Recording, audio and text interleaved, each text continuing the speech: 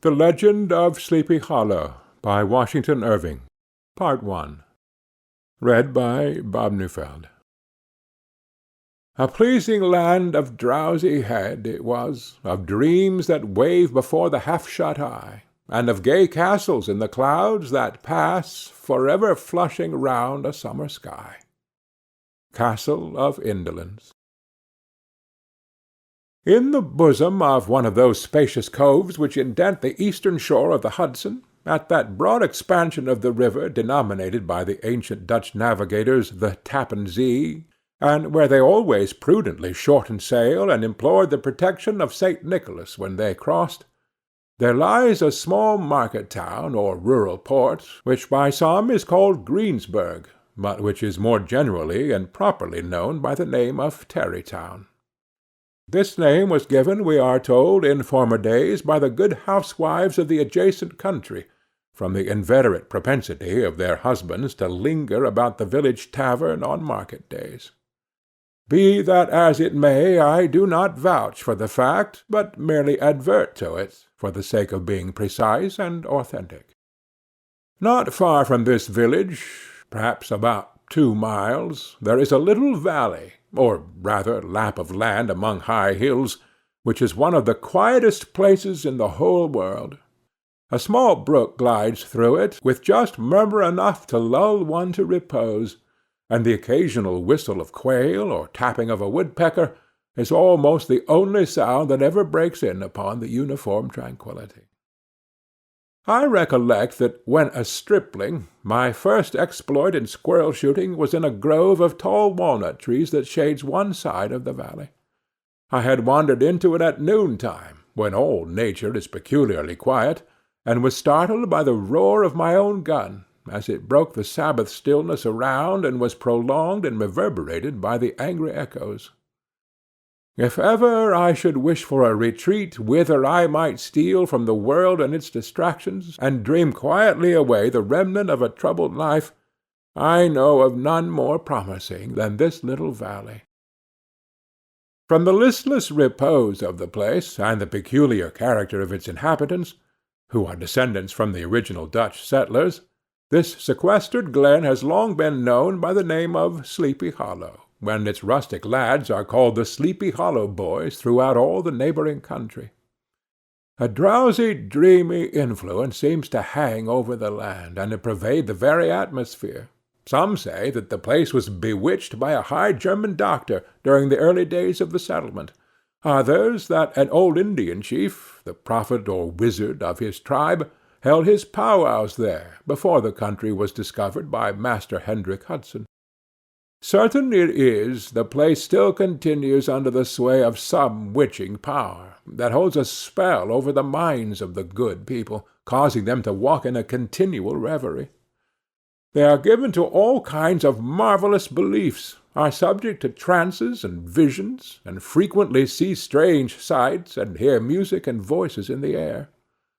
The whole neighborhood abounds with local tales, haunted spots, and twilight superstitions. Stars shoot and meteors glare oftener across the valley than in any other part of the country, and the nightmare, with her whole ninefold, seems to make it the favorite scene of her gambols. The dominant spirit, however, that haunts this enchanted region, and seems to be commander-in-chief of all the powers of the air, is the apparition of a figure on horseback, without a head. It is said by some to be the ghost of a Hessian trooper whose head had been carried away by a cannon-ball in some nameless battle during the Revolutionary War, and who is ever and anon seen by the country folk hurrying along in the gloom of night, as if on the wings of the wind. His haunts are not confined to the valley, but extend at times to the adjacent roads, and especially to the vicinity of a church at no great distance. Indeed, certain of the most authentic historians of those parts, who have been careful in collecting and collating the floating facts concerning this spectre, allege that, the body of the trooper having been buried in the churchyard, the ghost rides forth to the scene of battle in nightly quest of his head, and that the rushing speed with which he sometimes passes along the hollow, like a midnight blast, is owing to his being belated and in a hurry to get back to the churchyard before daybreak. Such is the general purport of this legendary superstition, which has furnished materials for many a wild story in that region of shadows, and the spectre is known at all the country firesides by the name of the Headless Horseman of Sleepy Hollow. It is remarkable that the visionary propensity I have mentioned is not confined to the native inhabitants of the valley, but is unconsciously imbibed by every one who resides there for a time. However wide awake they may have been before they entered that sleepy region, they are sure, in a little time, to inhale the witching influence of the air, and begin to grow imaginative, dream dreams, and see apparitions.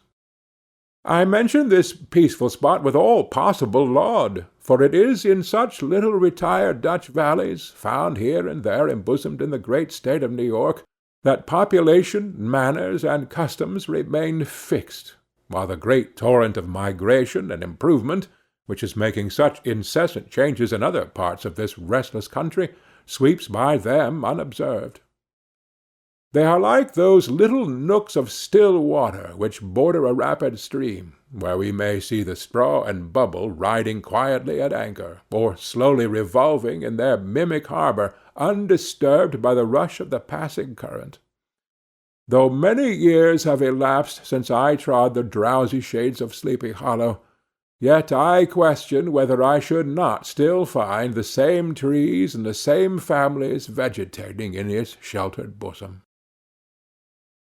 In this by-place of nature there abode, in a remote period of American history, that is to say, some 30 years since, a worthy wight of the name of Ichabod Crane, who sojourned, or, as he expressed it, tarried, in Sleepy Hollow for the purpose of instructing the children of the vicinity. He was a native of Connecticut, a state which supplies the Union with pioneers for the mind as well as for the forest, and sends forth yearly its legions of frontier woodmen and country schoolmasters. The cognomen of Crane was not inapplicable to his person. He was tall, but exceedingly lank, with narrow shoulders, long arms and legs, hands that dangled a mile out of his sleeves, feet that might have served for shovels, and his whole frame most loosely hung together. His head was small and flat at top, with huge ears, large green glassy eyes, and a long snipe nose, so that it looked like a weathercock perched upon his spindle neck to tell which way the wind blew. To see him striding along the profile of a hill on a windy day, with his clothes bagging and fluttering about him, one might have mistaken him for the genius of famine descending upon the earth, or some scarecrow eloped from a cornfield. His schoolhouse was a low building of one large room, rudely constructed of laths, the windows partly glazed and partly patched with leaves of old copybooks. It was most ingeniously secured at vacant hours by a withe twisted in the handle of the door, and stakes set against the window shutters, so that, though a thief might get in with perfect ease, he would find some embarrassment at getting out, an idea most probably borrowed by the architect, Jost van Houten, from the mystery of an eel-pot. The schoolhouse stood in a rather lonely but pleasant situation, just at the foot of a woody hill, with a brook running close by, and a formidable birch-tree growing at one end of it. From hence the low murmur of his pupils' voices, conning over their lessons, might be heard in a drowsy summer's day like the hum of a beehive, interrupted now and then by the authoritative voice of the master in the tone of menace or command, or, peradventure, by the appalling sound of the birch, as he urged some tardy loiterer along the flowery path of knowledge. Truth to say, he was a conscientious man, and ever bore in mind the golden maxim, spare the rod and spoil the child. Ichabod Crane's scholars certainly were not spoiled. I would not have it imagined, however, that he was one of those cruel potentates of the school who joy in the smart of their subjects. On the contrary, he administered justice with discrimination rather than severity, taking the burden off the backs of the weak and laying it on those of the strong. Your mere puny stripling, that winced at the least flourish of the rod, was passed by with indulgence, but the claims of justice were satisfied by inflicting a double portion on some little tough, wrong-headed, broad-skirted Dutch urchin, who sulked and swelled and grew dogged and sullen beneath the birch. All this he called doing his duty by their parents, and he never inflicted a chastisement without following it by the assurance, so consolatory for the smarting urchin, that he would remember it and thank him for it the longest day he had to live. When school hours were over, he was even the companion and playmate of the larger boys, and on holiday afternoons would convoy some of the smaller ones home, who happened to have pretty sisters, or good housewives for mothers, noted for the comforts of the cupboard. Indeed, it behooved him to keep on good terms with his pupils. The revenue arising from his school was small, and would have been scarcely sufficient to furnish him with daily bread, for he was a huge feeder, and, though lank, had the dilating powers of an anaconda. But to help out his maintenance, he was, according to country custom in those parts, boarded and lodged at the houses of the farmers whose children he instructed. With these he lived successively, a week at a time, thus going the rounds of the neighborhood with all his worldly effects tied up in a cotton handkerchief. That all this might not be too onerous on the purses of his rustic patrons, who are apt to consider the costs of schooling a grievous burden, and schoolmasters as mere drones, he had various ways of rendering himself both useful and agreeable. He assisted the farmers occasionally in the lighter labors of their farms, helped to make hay, mended the fences, took the horses to water, drove the cows from pasture, and cut wood for the winter fire. He laid aside, too, all the dominant dignity and absolute sway with which he lorded it in his little empire, the school, and became wonderfully gentle and ingratiating. He found favor in the eyes of the mothers by petting the children, particularly the youngest, and like the lion bold, which whom so magnanimously the lamb did hold, he would sit with a child on one knee, and rock a cradle with his foot for whole hours together. In addition to his other vocations, he was the singing master of the neighborhood, and picked up many bright shillings by instructing the young folks in psalmody. It was a matter of no little vanity to him on Sundays to take his station in front of the church gallery with a band of chosen singers, where, in his own mind, he completely carried away the palm from the parson. Certain it is, his voice resounded far above all the rest of the congregation, and there are peculiar quavers still to be heard in that church, and which may even be heard half a mile off, quite to the opposite side of the mill-pond on a still Sunday morning, which are said to be legitimately descended from the nose of Ichabod Crane. Thus, by divers little makeshifts, in that ingenious way which is commonly denominated by hook and by crook, the worthy pedagogue got on tolerably enough, and was thought, by all who understood nothing of the labor of head-work, to have a wonderfully easy life of it. The schoolmaster is generally a man of some importance in the female circle of a rural neighborhood, being considered a kind of idle, gentlemanly personage, of vastly superior taste and accomplishments to the rough country swains, and indeed inferior in learning only to the parson. His appearance, therefore, is apt to occasion some little stir at the tea-table of a farmhouse, and the addition of a supernumerary dish of cakes or sweetmeats, or, peradventure, the parade of a silver teapot. Our man of letters, therefore, was peculiarly happy in the smiles of all the country damsels. How he would figure among them in the churchyard between services on Sundays, gathering grapes for them from the wild vines that overran the surrounding trees, reciting for their amusement all the epitaphs on the tombstones, or sauntering, with a whole bevy of them, along the banks of the adjacent mill-pond, where the more bashful country bumpkins hung sheepishly back, envying his superior elegance and address. From his half-itinerant life also he was a kind of travelling gazette, carrying the whole budget of local gossip from house to house, so that his appearance was always greeted with satisfaction. He was, moreover, esteemed by the women as a man of great erudition, for he had read several books quite through, and was a perfect master of Cotton Mather's History of New England Witchcraft, in which, by the way, he most firmly and potently believed. He was, in fact, an odd mixture of small shrewdness and simple credulity.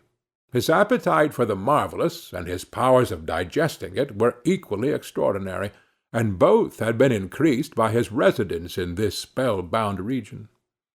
No tale was too gross or monstrous for his capacious swallow. It was often his delight, after his school was dismissed in the afternoon, to stretch himself on the rich bed of clover bordering the little brook that whimpered by his schoolhouse, and there con over old Mather's direful tales, until the gathering dusk of evening made the printed page a mere mist before his eyes. Then, as he wended his way by swamp and stream and awful woodland to the farmhouse where he happened to be quartered, every sound of nature at that witching hour fluttered his excited imagination. The moan of the whippoorwill from the hillside, the boding cry of the tree-toad, that harbinger of storm, the dreary hooting of the screech-owl, or the sudden rustling in the thicket of birds frightened from their roost. The fireflies, too, which sparkled most vividly in the darkest places, now and then startled him, as one of uncommon brightness would stream across his path, and if by chance a huge blockhead of a beetle came winging his blundering flight against him, the poor varlet was ready to give up the ghost with the idea that he was struck with a witch's token. His only resource on such occasions, either to drown thought or drive away evil spirits, was to sing psalm tunes, and the good people of Sleepy Hollow, as they sat by their doors of an evening, were often filled with awe at hearing his nasal melody, in linked sweetness long drawn out, floating from the distant hill, or along the dusky road.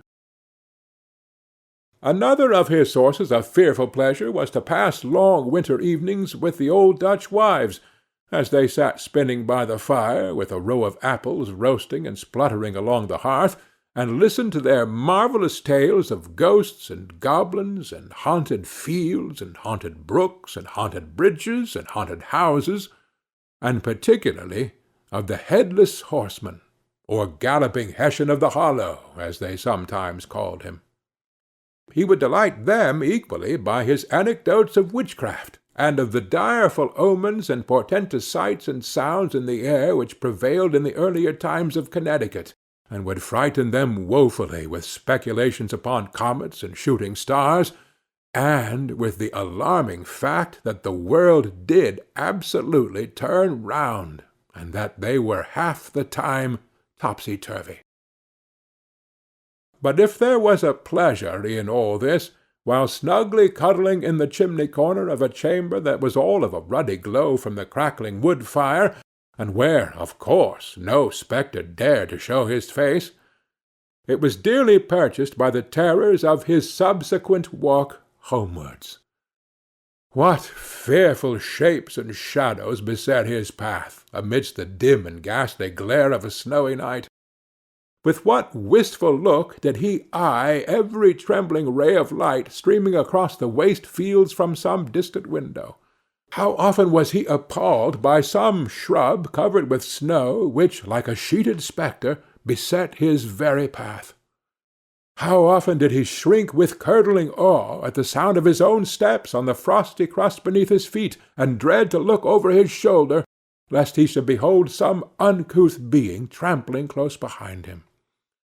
And how often was he thrown into complete dismay by some rushing blast howling among the trees, in the idea that it was the Galloping Hessian on one of his nightly scourings! All these, however, were mere terrors of the night, phantoms of the mind that walk in darkness. And though he had seen many spectres in his time, and had been more than once beset by Satan in divers shapes in his lonely perambulations, yet daylight put an end to all these evils, and he would have passed a pleasant life of it, and in despite of the devil and all his works, if his path had not been crossed by a being that causes more perplexity to mortal man than ghosts, goblins, and the whole race of witches put together, and that was a woman. Among the musical disciples who assembled one evening each week to receive his instructions in psalmody was Katrina van Tassel, the daughter and only child of a substantial Dutch farmer. She was a blooming lass of fresh 18, plump as a partridge, ripe and melting and rosy-cheeked as one of her father's peaches, and universally famed, not merely for her beauty, but her vast expectations. She was withal a little of a coquette, as might be perceived even in her dress, which was a mixture of ancient and modern fashions as most suited to set off her charms. She wore the ornaments of pure yellow gold which her great-great-grandmother had brought over from Saardam, the tempting stomacher of the olden time, and withal a provokingly short petticoat, to display the prettiest foot and ankle in the country round. Ichabod Crane had a soft and foolish heart towards the sex, and it is not to be wondered at that so tempting a morsel soon found favour in his eyes, more especially after he had visited her in her paternal mansion. Old Baltus van Tassel was a perfect picture of a thriving, contented, liberal-hearted farmer. He seldom, it is true, sent either his eyes or his thoughts beyond the boundaries of his own farm, but within those everything was snug, happy, and well-conditioned. He was satisfied with his wealth, but not proud of it, and piqued himself upon the hearty abundance rather than the style in which he lived. His stronghold was situated on the banks of the Hudson, in one of those green, sheltered, fertile nooks in which the Dutch farmers are so fond of nestling. A great elm tree spread its broad branches over it, at the foot of which bubbled up a spring of the softest and sweetest water in a little well formed of a barrel, and then stole sparkling away through the grass to a neighbouring brook that babbled along among elders and dwarf willows. Hard by the farmhouse was a vast barn that might have served for a church, every window and crevice of which seemed bursting forth with the treasures of the farm. The flail was busily resounding within it from morning till night. Swallows and martins skimmed twittering about the eaves, and rows of pigeons, some with one eye turned up, as if watching the weather, some with their heads under their wings or buried in their bosoms, and others swelling and cooing and bowing about their dames, were enjoying the sunshine on the roof. Sleek, unwieldy porkers were grunting in the repose and abundance of their pens, from whence sallied forth now and then troops of sucking pigs, as if to snuff the air. A stately squadron of snowy geese were riding in an adjoining pond, convoying whole fleets of ducks. Regiments of turkeys were gobbling through the farmyard, and guinea fowls fretting about it, like ill-tempered housewives with their peevish discontented cry. Before the barn door strutted the gallant cock, that pattern of a husband, a warrior, and a fine gentleman, clapping his burnished wings, and crowing in the pride and gladness of his heart, sometimes tearing up the earth with his feet, and then generously calling his ever-hungry family of wives and children to enjoy the rich morsel which he had discovered. The pedagogue's mouth watered as he looked upon this sumptuous promise of luxurious winter fare. In his devouring mind's eye he pictured to himself every roasting pig running about with a pudding in his belly and an apple in his mouth. The pigeons were snugly put to bed in a comfortable pie and tucked in with a coverlet of crust. The geese were swimming in their own gravy, and the ducks pairing cosily in dishes like snug married couples, with a decent competency of onion sauce. In the porkers he saw carved out the future sleek side of bacon and juicy relishing ham. Not a turkey but he beheld daintily trussed up, with its gizzard under its wing, and, peradventure, a necklace of savoury sausages. And even bright Chanticleer himself lay sprawling on his back, in a side dish, with uplifted claws, as if craving that quarter which his chivalrous spirit disdained to ask while living.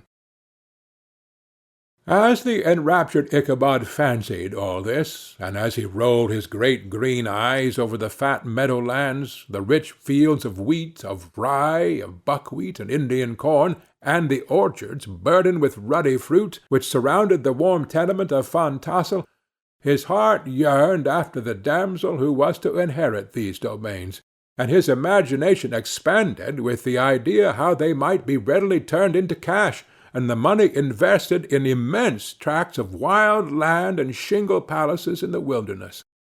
Nay, his busy fancy already realized his hopes, and presented to him the blooming Katrina, with a whole family of children, mounted on the top of a wagon loaded with household trumpery, with pots and kettles dangling beneath.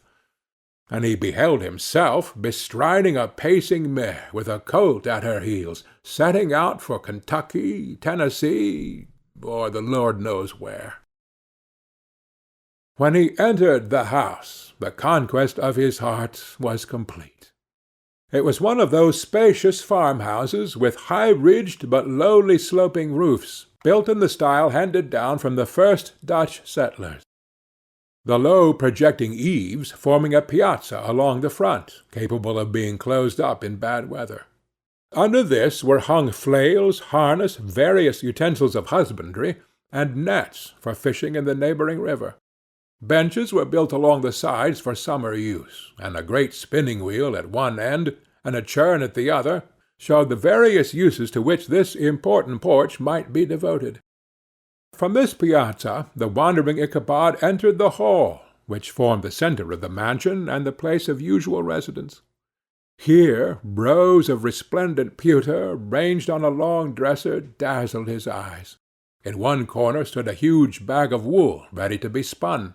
In another a quantity of linsey-woolsey just from the loom. Ears of Indian corn and strings of dried apples and peaches hung in gay festoons along the walls, mingled with the gaud of red peppers. And a door left ajar gave him a peep into the best parlour, where the claw-footed chairs and dark mahogany tables shone like mirrors. Andirons, with their accompanying shovel and tongs, glistened from their coverts of asparagus tops. Mock oranges and conch shells decorated the mantelpiece. Strings of various-coloured birds' eggs were suspended above it. A great ostrich egg was hung from the centre of the room, and a corner cupboard, knowingly left open, displayed immense treasures of old silver and well-mended china. From the moment Ichabod laid his eyes upon these regions of delight, the peace of his mind was at an end, and his only study was how to gain the affections of the peerless daughter of Van Tassel. In this enterprise, however, he had more real difficulties than generally fell to the lot of a knight-errant of yore, who seldom had anything but giants, enchanters, fiery dragons, and such like easily conquered adversaries to contend with, and had to make his way merely through gates of iron and brass, and walls of adamant to the castle keep, where the lady of his heart was confined. All which he achieved as easily as a man would carve his way to the centre of a Christmas pie, and then the lady gave him her hand as a matter of course. Ichabod, on the contrary, had to win his way to the heart of a country coquette, beset with a labyrinth of whims and caprices, which were forever presenting new difficulties and impediments, and he had to encounter a host of fearful adversaries of real flesh and blood, the numerous rustic admirers who beset every portal to her heart, keeping a watchful and angry eye upon each other, but ready to fly out in the common cause against any new competitor. Among these the most formidable was a burly, roaring, roystering blade of the name of Abraham, or, according to the Dutch abbreviation, Bram van Brunt. the hero of the country round, which rang with his feats of strength and hardihood. He was broad-shouldered and double-jointed, with short curly black hair, and a bluff but not unpleasant countenance, having a mingled air of fun and arrogance. From his Herculean frame and great powers of limb he had received the nickname of Brom Bones, by which he was universally known. He was famed for great knowledge and skill in horsemanship, being as dexterous on horseback as a Tartar. He was foremost at all races and cock-fights, and with the ascendancy which bodily strength always acquires in rustic life, was the umpire in all disputes, setting his hat on one side, and giving his decisions with an air and tone that admitted of no gainsay or appeal. He was always ready for either a fight or a frolic, but had more mischief than ill-will in his composition, and with all his overbearing roughness there was a strong dash of waggish good-humour at bottom. He had 3 or 4 boon companions, who regarded him as their model, and at the head of whom he scoured the country, attending every scene of feud or merriment for miles around. In cold weather he was distinguished by a fur cap, surmounted with a flaunting fox's tail, and when the folks at a country gathering descried this well-known crest at a distance, whisking about among a squad of hard riders, they always stood by for a squall. Sometimes his crew would be heard dashing along past the farmhouses at midnight, with whoop and halloo like a troop of Don Cossacks, and the old dames, startled out of their sleep, would listen for a moment till the hurry-scurry had clattered by, and then exclaim, "Aye, there goes Brom Bones and his gang!" The neighbours looked upon him with a mixture of awe, admiration, and good-will, and when any madcap prank or rusty brawl occurred in the vicinity, always shook their heads and warranted Brom Bones was at the bottom of it.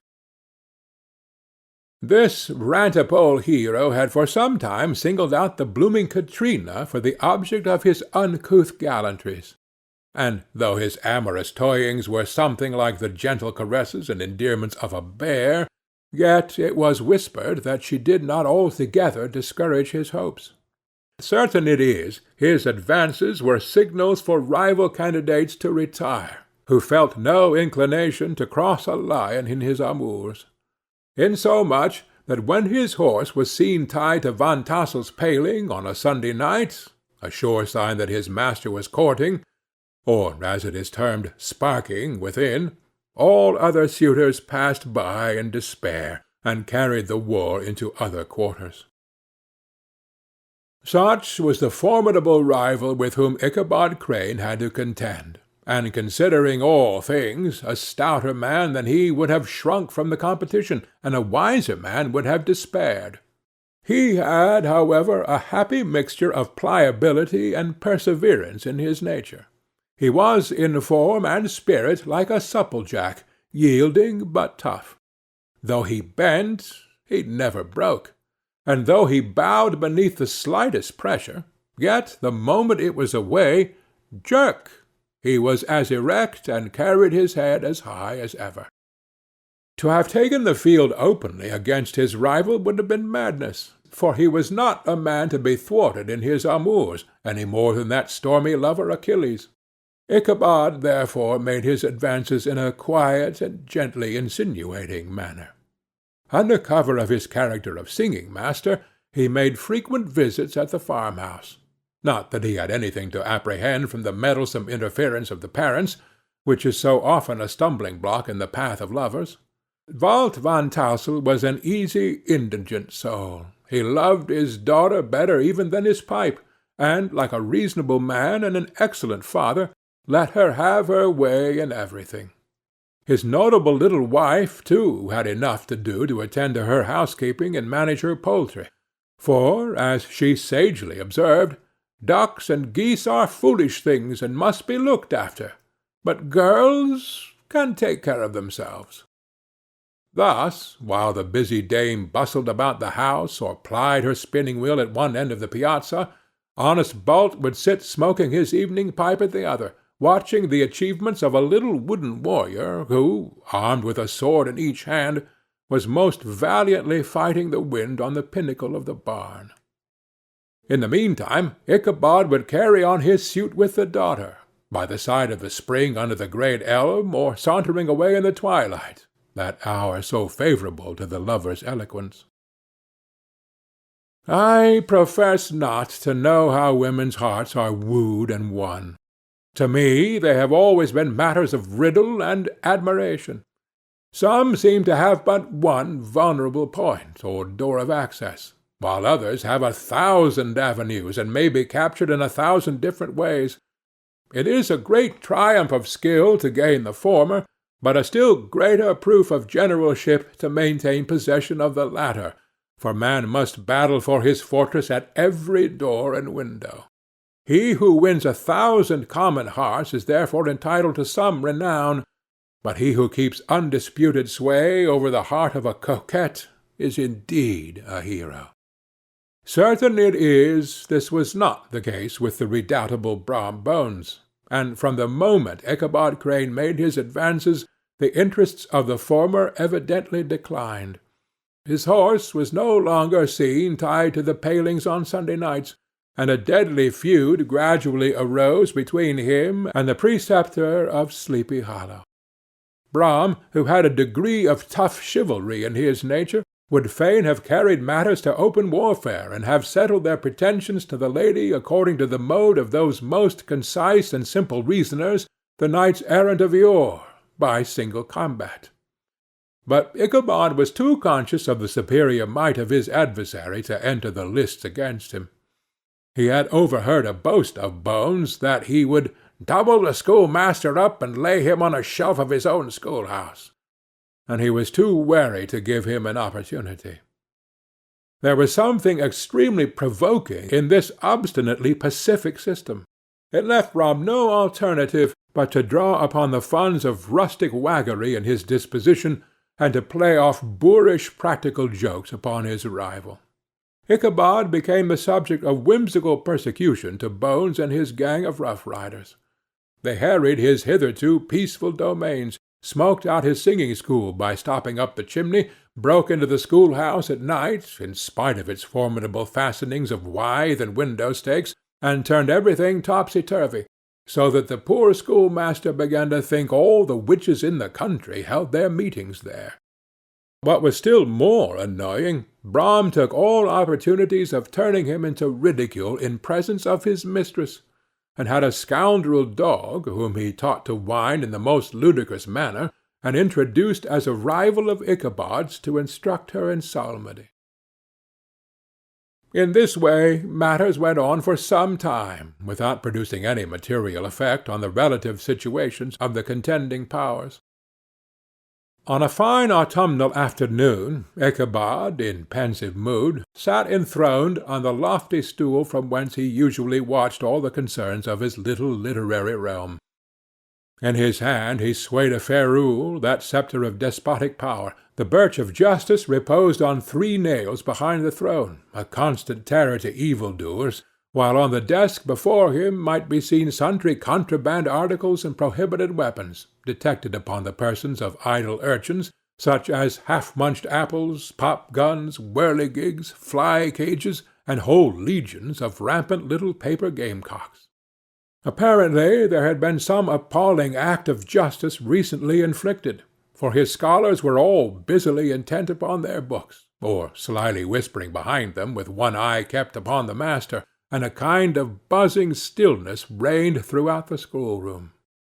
It was suddenly interrupted by the appearance of a negro in tow-cloth jacket and trousers, a round-crowned fragment of a hat, like a cap of Mercury, and mounted on the back of a ragged, wild, half-broken colt, which he managed with a rope by way of halter.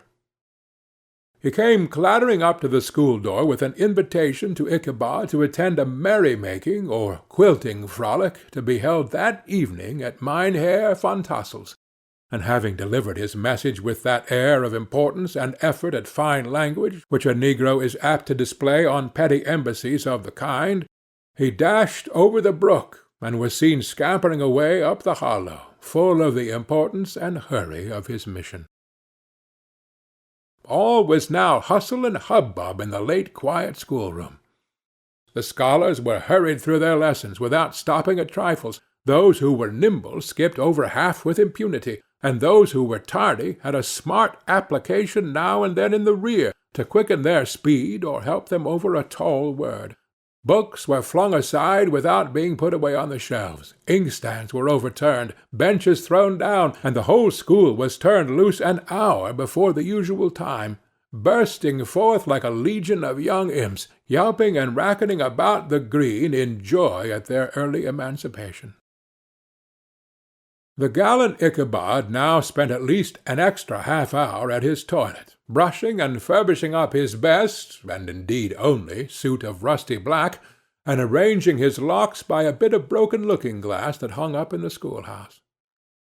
That he might make his appearance before his mistress in the true style of a cavalier, he borrowed a horse from the farmer with whom he was domiciliated, a choleric old Dutchman of the name of Hans van Ripper, and thus gallantly mounted, issued forth like a knight-errant in quest of adventures.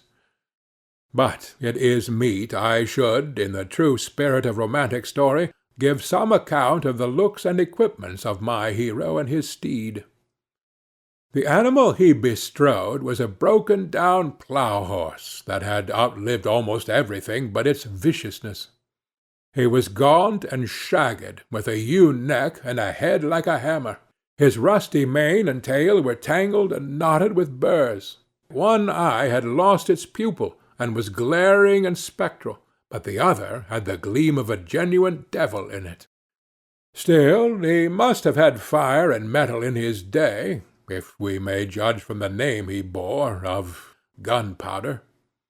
He had, in fact, been a favourite steed of his master's, the choleric Van Ripper, who was a furious rider, and had infused, very probable, some of his own spirit into the animal, for, old and broken down as he looked, there was more of the lurking devil in him than in any young filly in the country. Ichabod was a suitable figure for such a steed. He rode with short stirrups, which brought his knees nearly up to the pommel of the saddle. His sharp elbows stuck out like grasshoppers. He carried his whip perpendicularly in his hand, like a sceptre, and as his horse jogged on, the motion of his arms was not unlike the flapping of a pair of wings. A small wool hat rested on the top of his nose, for so his scanty strip of forehead might be called, and the skirts of his black coat fluttered out almost to the horse's tail. Such was the appearance of Ichabod and his steed as they shambled out of the gate of Hans van Ripper, and it was altogether such an apparition as is seldom to be met with in broad daylight. End of Part 1. Part 2. It was, as I have said, a fine autumnal day. The sky was clear and serene, and nature wore that rich and golden livery which we always associate with the idea of abundance. The forests had put on their sober brown and yellow, while some trees of the tenderer kind had been nipped by the frosts into brilliant dyes of orange, purple, and scarlet. Streaming files of wild ducks began to make their appearance high in the air. The bark of the squirrel might be heard from the groves of beech and hickory nuts, and the pensive whistle of the quail at intervals from the neighboring stubble-field. The small birds were taking their farewell banquets. In the fullness of their revelry they fluttered, chirping and frolicking from bush to bush and tree to tree, capricious from the very profusion and variety around them.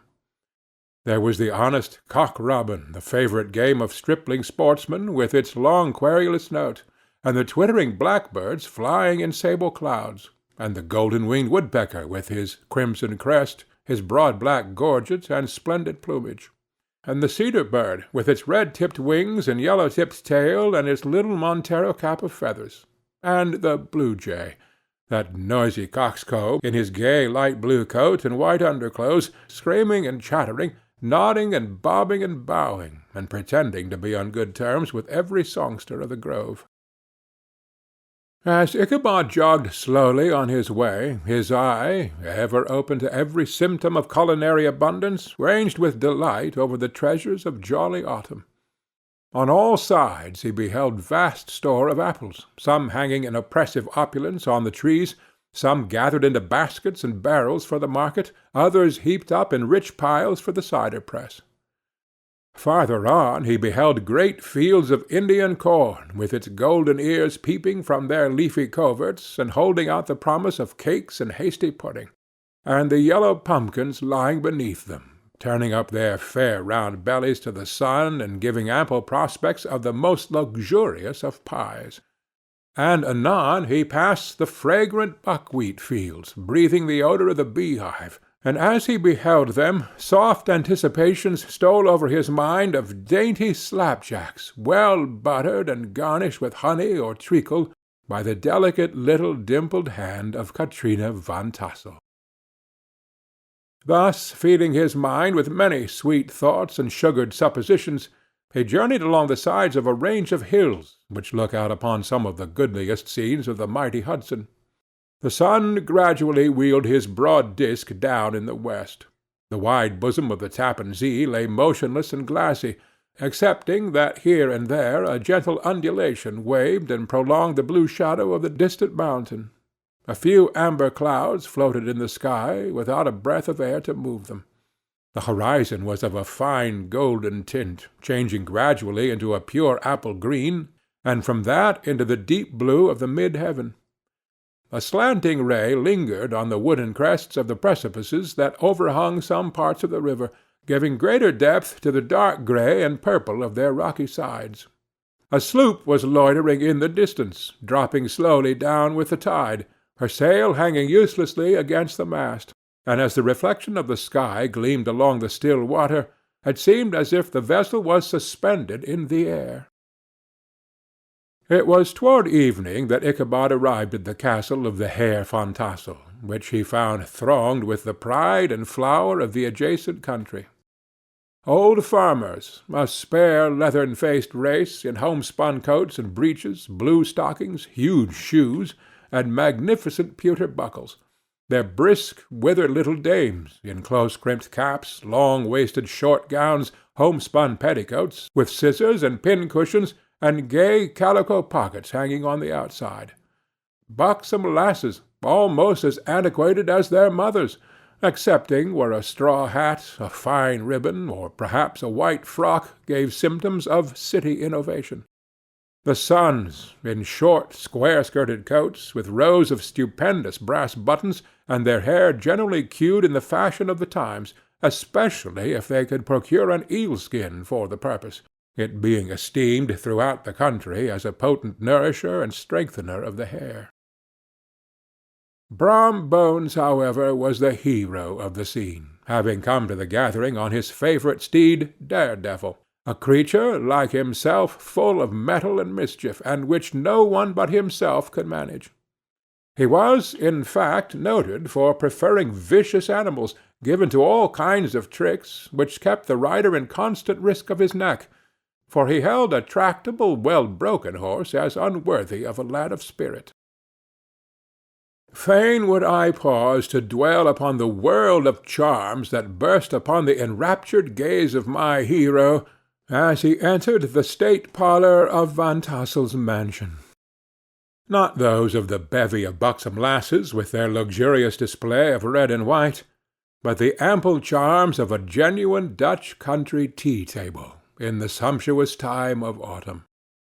Such heaped-up platters of cakes, of various and almost indescribable kinds, known only to experienced Dutch housewives. There was the doughty doughnut, the tender olykoek, and the crisp and crumbling cruller, sweet cakes and short cakes, ginger cakes and honey cakes, and the whole family of cakes. And then there were the apple pies, and peach pies, and pumpkin pies, besides slices of ham and smoked beef, and moreover delectable dishes of preserved plums and peaches and pears and quinces, not to mention broiled shad and roasted chickens, together with bowls of milk and cream, all mingled higgledy-piggledy, pretty much as I have enumerated them, with a motherly teapot sending up its clouds of vapour from the midst. Heaven bless the mark! I want breath and time to discuss this banquet as it deserves, and am too eager to get on with my story. Happily, Ichabod Crane was not in so great a hurry as his historian, but did ample justice to every dainty.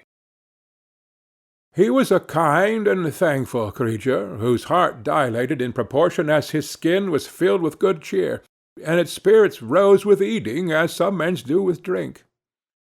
He could not help, too, rolling his large eyes round him as he ate, and chuckling with the possibility that he might one day be lord of all this scene of almost unimaginable luxury and splendor.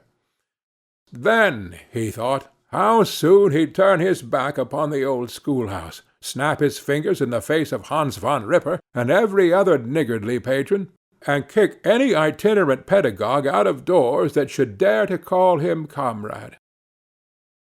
Old Baltus van Tassel moved about among his guests with a face dilated with content and good humor, round and jolly as the harvest moon. His hospitable attentions were brief but expressive, being confined to a shake of the hand, a slap on the shoulder, a loud laugh, and a pressing invitation to fall to and help themselves. And now the sound of the music from the common room or hall summoned to the dance. The musician was an old gray-headed negro who had been the itinerant orchestra of the neighborhood for more than half a century. His instrument was as old and battered as himself. The greater part of the time he scraped on 2 or 3 strings, accompanying every movement of the bow with a motion of the head, bowing almost to the ground, and stamping with his foot whenever a fresh couple were to start. Ichabod prided himself upon his dancing as much as upon his vocal powers. Not a limb, not a fibre about him was idle, and to have seen his loosely hung frame in full motion and clattering about the room, you would have thought St. Vitus himself, that blessed patron of the dance, was figuring before you in person. He was the admiration of all the negroes, who, having gathered of all ages and sizes from the farm and the neighborhood, stood forming a pyramid of shining black faces at every door and window, gazing with delight at the scene, rolling their white eyeballs, and showing grinning rows of ivory from ear to ear. How could the flogger of urchins be otherwise than animated and joyous? The lady of his heart was his partner in the dance, and smiling graciously in reply to all his amorous oglings, while Brom Bones, sorely smitten with love and jealousy, sat brooding by himself in one corner. When the dance was at an end, Ichabod was attracted to a knot of the sager folks, who, with old Van Tassel, sat smoking at one end of the piazza, gossiping over former times and drawing out long stories about the war. This neighborhood, at the time of which I am speaking, was one of those highly favored places which abound with chronicle and great men. The British and American line had run near it during the war. It had, therefore, been the scene of marauding, and infested with refugees, cowboys, and all kinds of border chivalry. Just sufficient time had elapsed to enable each story-teller to dress up his tale with a little becoming fiction, and in the indistinctness of his recollection to make himself the hero of every exploit. There was the story of Doffue Martling, the large blue-bearded Dutchman who had nearly taken a British frigate with an old iron 9-pounder from a mud breastwork, only that his gun burst at the 6th discharge. And there was the old gentleman, who shall be nameless, being too rich a Mynheer to be lightly mentioned, who, in the battle of White Plains, being an excellent master of defence, parried a musket-ball with a small sword, insomuch that he absolutely felt it whiz round the blade, and glance off at the hilt, in proof of which he was ready at any time to show the sword with the hilt a little bent. There were several more that had been equally great in the field, not one of whom but was persuaded that he had a considerable hand in bringing the war to a happy termination. But all these were nothing to the tales of ghosts and apparitions that succeeded. The neighborhood is rich in legendary treasures of the kind. Local tales and superstitions thrive best in these sheltered, long-settled retreats, but are trampled under foot by the shifting throng that forms the population of most of our country places. Besides, there is no encouragement for ghosts in most of our villages, for they have scarcely had time to finish their first nap and turn themselves in their graves before their surviving friends have travelled away from the neighbourhood, so that when they turn out at night to walk their rounds, they have no acquaintance left to call upon. This is perhaps the reason why we so seldom hear of ghosts except in our long-established Dutch communities. The immediate cause, however, of the prevalence of supernatural stories in these parts was doubtless owing to the vicinity of Sleepy Hollow. There was a contagion in the very air that blew from that haunted region. It breathed forth an atmosphere of dreams and fancies infecting all the land. Several of the Sleepy Hollow feeler were present at Van Tassel's, and, as usual, were doling out their wild and wonderful legends. Many dismal tales were told about funeral trains, and mourning cries and wailings heard and seen about the great tree where the unfortunate Major André was taken, and which stood in the neighbourhood. Some mention was made also of the woman in white that haunted the dark glen at Raven Rock, and was often heard to shriek on winter nights before a storm, having perished there in the snow. The chief part of the stories, however, turned upon the favourite spectre of Sleepy Hollow, the Headless Horseman, who had been heard several times of late patrolling the country, and, it was said, tethered his horse nightly among the graves in the churchyard. The sequestered situation of this church seems almost to have made it a favourite haunt of troubled spirits. It stands on a knoll surrounded by locust trees and lofty elms, from among which its decent whitewashed walls shine modestly forth, like Christian purity beaming through the shades of retirement.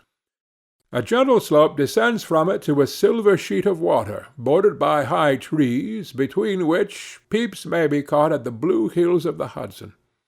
To look upon its grass-grown yard, where the sunbeams seem to sleep so quietly, one would think that there at least the dead might rest in peace. On one side of the church extends a wide woody dell, along which raves a large brook among broken rocks and trunks of fallen trees. Over a deep black part of the stream, not far from the church, was formerly thrown a wooden bridge. The road that led to it and the bridge itself were thickly shaded by overhanging trees, which cast a gloom about it even in the daytime, but occasioned a fearful darkness at night. Such was one of the favourite haunts of the Headless Horseman, and the place where he was most frequently encountered. The tale was told of old Brewer, a most heretical disbeliever in ghosts, how he met the horseman returning from his foray into Sleepy Hollow, and was obliged to get up behind him, how they galloped over bush and brake, over hill and swamp, until they reached the bridge, when the horseman suddenly turned into a skeleton, threw old Brewer into the brook, and sprang away over the tree-tops with a clap of thunder. The story was immediately matched by a thrice marvellous adventure of Brom Bones, who had made light of the galloping Hessian as an errant jockey. He affirmed that on returning one night from the neighbouring village of Sing Sing, he had been overtaken by this midnight trooper, that he had offered to race with him for a bowl of punch, and should have won it too, for Daredevil beat the goblin horse all hollow, but just as they came to the church bridge, the Hessian bolted and vanished in a flash of fire. All these tales, told in that drowsy undertone with which men talk in the dark, the countenances of the listeners only now and then receiving a casual gleam from the glare of a pipe, sank deep in the mind of Ichabod. He repaid them in kind with large extracts from his invaluable author, Cotton Mather, and added many marvellous events that had taken place in his native state of Connecticut, and fearful sights which he had seen in his nightly walks about Sleepy Hollow. The revel now gradually broke up. The old farmers gathered together their families in their wagons, and were heard for some time rattling along the hollow roads and over the distant hills. Some of the damsels mounted on pillions behind their favourite swains, and their light-hearted laughter, mingling with the clatter of hoofs, echoed along the silent woodlands, sounding fainter and fainter until they gradually died away. and the late scene of noise and frolic was all silent and deserted. Ichabod only lingered behind, according to the custom of country lovers, to have a tete-a-tete with the heiress, fully convinced that he was now on the high road to success. What passed at this interview I will not pretend to say, for in fact I do not know. Something, however, I fear me, must have gone wrong, for he certainly sallied forth after no very great interval, with an air quite desolate and chapfallen. Oh, these women! These women! Could that girl have been playing off any of her coquettish tricks? Was her encouragement of the poor pedagogue all a mere sham to secure her conquest of his rival? Heaven only knows, not I. Let it suffice to say, Ichabod stole forth with the air of one who had been sacking a hen-roost, rather than a fair lady's heart. Without looking to the right or left to notice the scene of rural wealth on which he had so often gloated, he went straight to the stable, and with several hearty cuffs and kicks roused his steed most uncourteously from the comfortable quarters on which he was soundly sleeping, dreaming of mountains of corn and oats, and whole valleys of timothy and clover. It was the very witching time of night that Ichabod, heavy-hearted and crestfallen, pursued his travels homewards, along the sides of the lofty hills which rise above Tarrytown, and which he had traversed so cheerily in the afternoon. The hour was as dismal as himself. Far below him the Tappan Zee spread its dusky and indistinct waste of waters, with here and there the tall mast of a sloop riding quietly at anchor under the land. In the dead hush of midnight he could even hear the barking of the watch-dog from the opposite shore of the Hudson, but it was so vague and faint as only to give an idea of his distance from this faithful companion of man. Now and then, too, the long-drawn crowing of a cock, accidentally awakened, would sound far, far off, from some farmhouse away among the hills, but it was like a dreaming sound in his ear. No signs of life occurred near him, but occasionally the melancholy chirp of a cricket, or perhaps the guttural twang of a bullfrog from a neighboring marsh, as if sleeping uncomfortably and turning suddenly in his bed. All the stories of ghosts and goblins that he had heard in the afternoon now came crowding upon his recollection. The night grew darker and darker, the stars seemed to sink deeper in the sky, and driving clouds occasionally hid them from his sight. He had never felt so lonely and dismal. He was, moreover, approaching the very place where many of the scenes of the ghost stories had been laid. In the centre of the road stood an enormous tulip-tree, which towered like a giant above all the other trees of the neighbourhood, and formed a kind of landmark. Its limbs were gnarled and fantastic, large enough to form trunks to ordinary trees, twisting down almost to the earth, and rising again into the air. It was connected with the tragical story of the unfortunate André, who had been taken prisoner hard by, and was universally known by the name of Major André's tree. The common people regarded it with a mixture of respect and superstition, partly out of sympathy for the fate of its ill-starred namesake, and partly from the tales of strange sights and doleful lamentations told concerning it. As Ichabod approached this fearful tree, he began to whistle. He thought his whistle was answered. It was but a blast sweeping sharply through the dry branches. As he approached a little nearer, he thought he saw something white hanging in the midst of the tree. He paused and ceased whistling, but, on looking more narrowly, perceived that it was a place where the tree had been scathed by lightning, and the white wood laid bare. Suddenly he heard a groan. His teeth chattered, and his knees smote against the saddle.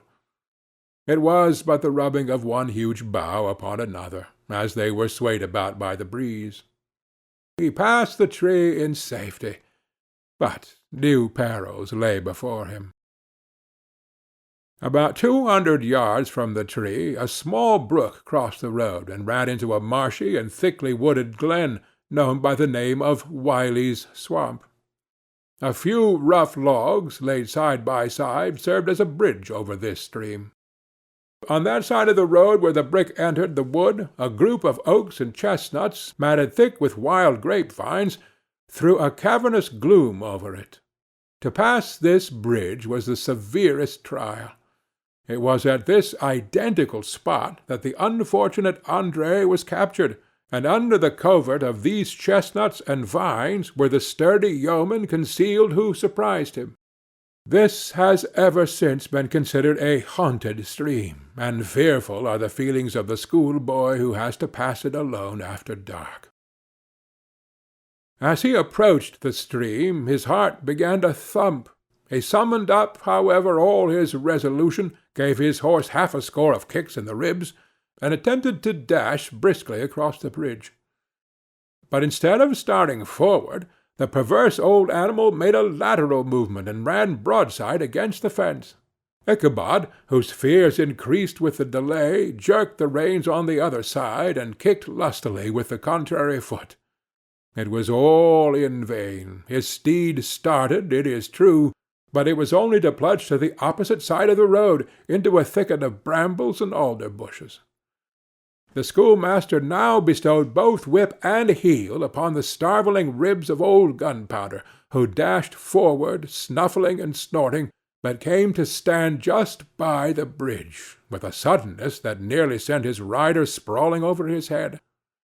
Just at this moment, a plashy tramp by the side of the bridge caught the sensitive ear of Ichabod. In the dark shadow of the grove, on the margin of the brook, he beheld something huge, misshapen, and towering. It stirred not, but seemed gathered up in the gloom, like some gigantic monster ready to spring upon the traveller. The hair of the affrighted pedagogue rose upon his head with terror. What was to be done?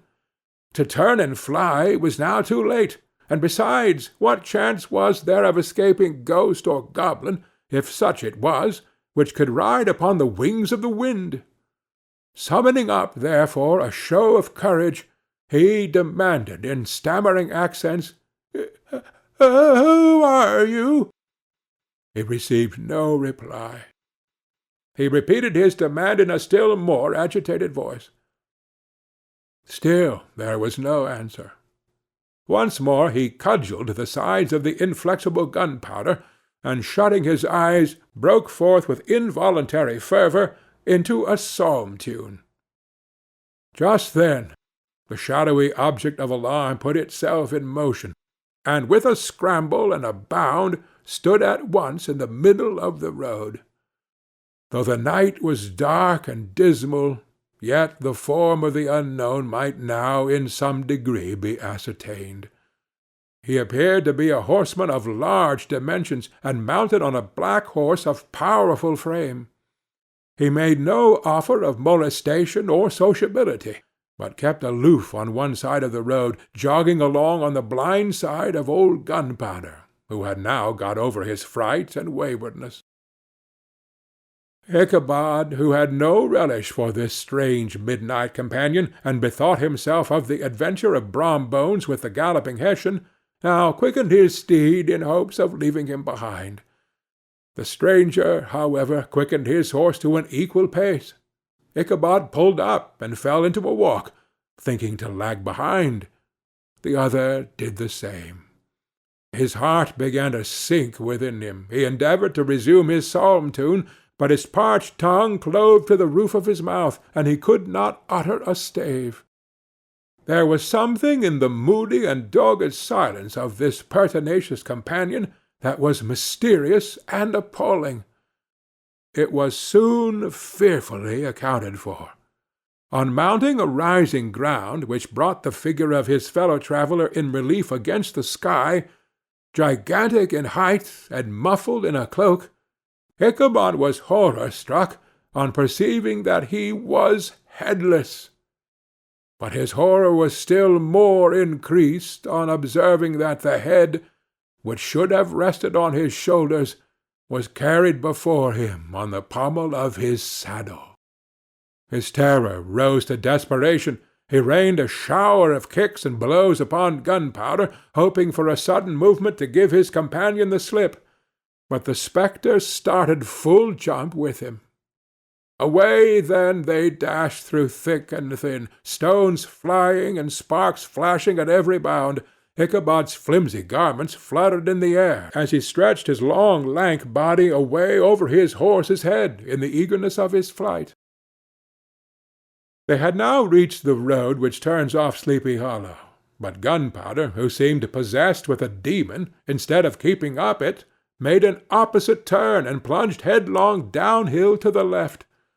This road leads through a sandy hollow shaded by trees for about a quarter of a mile, where it crosses the bridge famous in goblin story, and just beyond swells the green knoll on which stands the whitewashed church.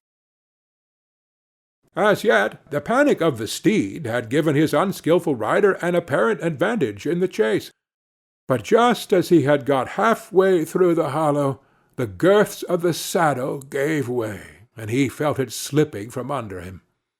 He seized it by the pommel and endeavoured to hold it firm, but in vain, and had just time to save himself by clasping old Gunpowder round the neck, when the saddle fell to the earth, and he heard it trampled under foot by his pursuer.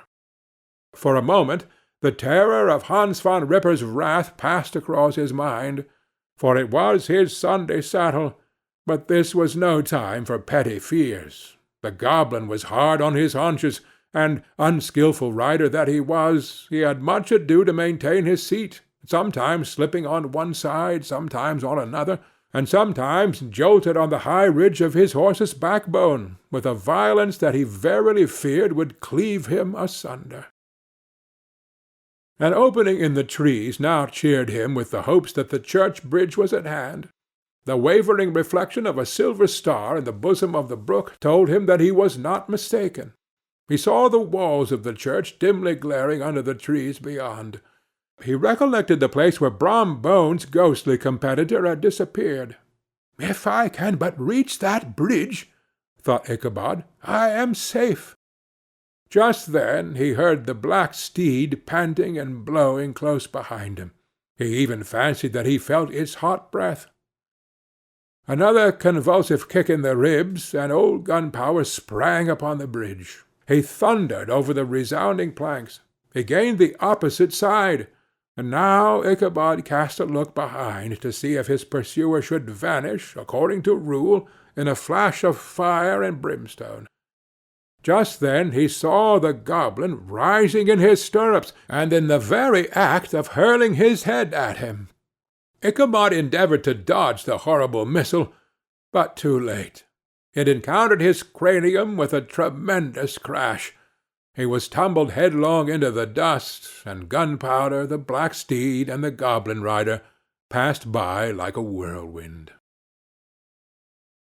The next morning the old horse was found without his saddle, and with the bridle under his feet, soberly cropping the grass at his master's gate. Ichabod did not make his appearance at breakfast. Dinner hour came, but no Ichabod. The boys assembled at the schoolhouse, and strolled idly about the banks of the brook, but no schoolmaster.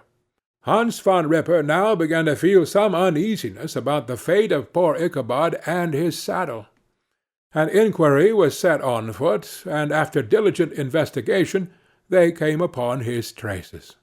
In one part of the road leading to the church was found the saddle trampled in the dirt. The tracks of horses' hoofs deeply dented in the road, and evidently at furious speed, were traced to the bridge, beyond which, on the bank of a broad part of the brook, where the water ran deep and black, was found the hat of the unfortunate Ichabod, and close beside it a shattered pumpkin. The brook was searched, but the body of the schoolmaster was not to be discovered. Hans Van Ripper, as executor of his estate, examined the bundle which contained all his worldly effects. They consisted of 2 shirts and a half, 2 stocks for the neck, a pair or 2 of worsted stockings, an old pair of corduroy small-clothes, a rusty razor, a book of psalm-tunes full of dog's ears, and a broken pitch-pipe.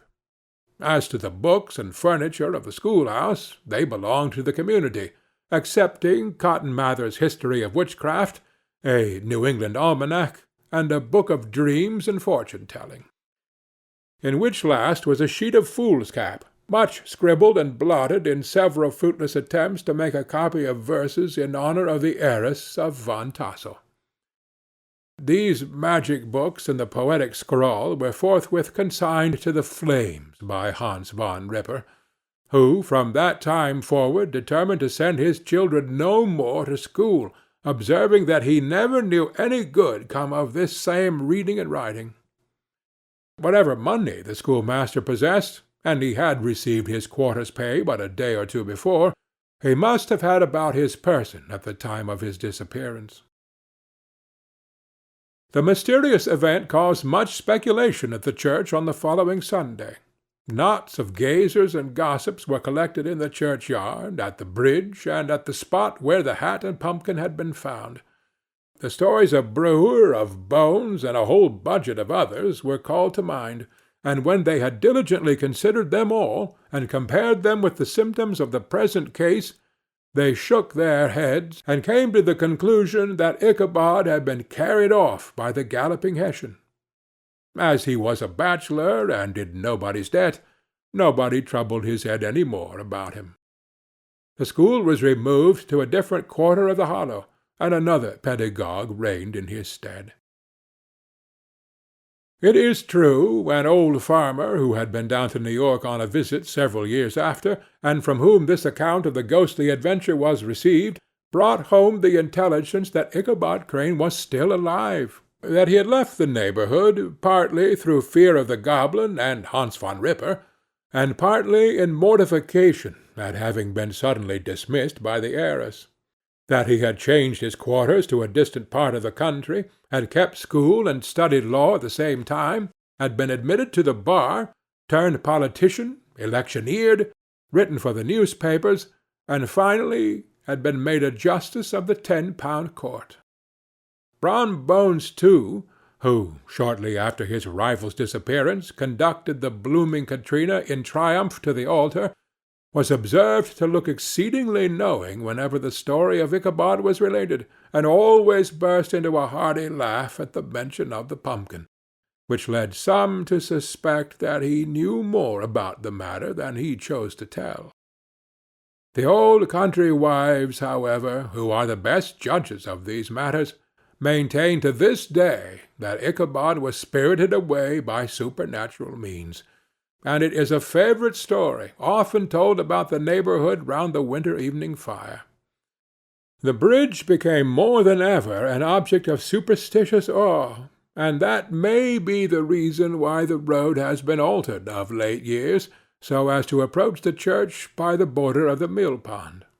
The schoolhouse, being deserted, soon fell to decay, and was reported to be haunted by the ghost of the unfortunate pedagogue, and the ploughboy, loitering homeward of a still summer evening, has often fancied his voice at a distance, chanting a melancholy psalm-tune among the tranquil solitudes of Sleepy Hollow. Postscript, found in the handwriting of Mr. Knickerbocker.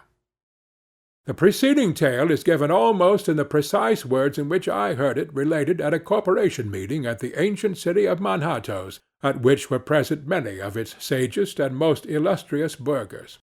The narrator was a pleasant, shabby, gentlemanly old fellow, in pepper-and-salt clothes, with a sadly humorous face, and one whom I strongly suspected of being poor, he made such efforts to be entertaining. When his story was concluded, there was much laughter and approbation, particularly from 2 or 3 deputy aldermen, who had been asleep the greater part of the time. There was, however, one tall, dry-looking old gentleman, with beetling eyebrows, who maintained a grave and rather severe face throughout, now and then folding his arms, inclining his head, and looking down upon the floor, as if turning a doubt over in his mind. He was one of your wary men, who never laugh but upon good grounds, when they have reason and law on their side. When the mirth of the rest of the company had subsided, and silence was restored, he leaned one arm on the elbow of his chair, and sticking the other akimbo, demanded, with a slight but exceedingly sage motion of the head and contraction of the brow, what was the moral of the story, and what it went to prove. The story-teller, who was just putting a glass of wine to his lips as a refreshment after his toils, paused for a moment, looked at his inquirer with an air of infinite deference, and lowering the glass slowly to the table, observed that the story was intended most logically to prove that there is no situation in life but has its advantages and pleasures, provided we will but take a joke as we find it. That, therefore, he that runs races with goblin troopers is likely to have rough riding of it. Ergo, for a country schoolmaster to be refused the hand of a Dutch heiress is a certain step to high preferment in the state. The cautious old gentleman knit his brows tenfold closer after this explanation, being sorely puzzled by the ratiocination of the syllogism, while, methought, the one in pepper and salt eyed him with something of a triumphant leer. At length he observed that all this was very well, but still he thought the story a little on the extravagant. There were one or two points on which he had his doubts. "Faith, sir," replied the story-teller, "as to that matter, I don't believe one half of it myself." D.K. End of The Legend of Sleepy Hollow, by Washington Irving. Read by Bob Neufeld.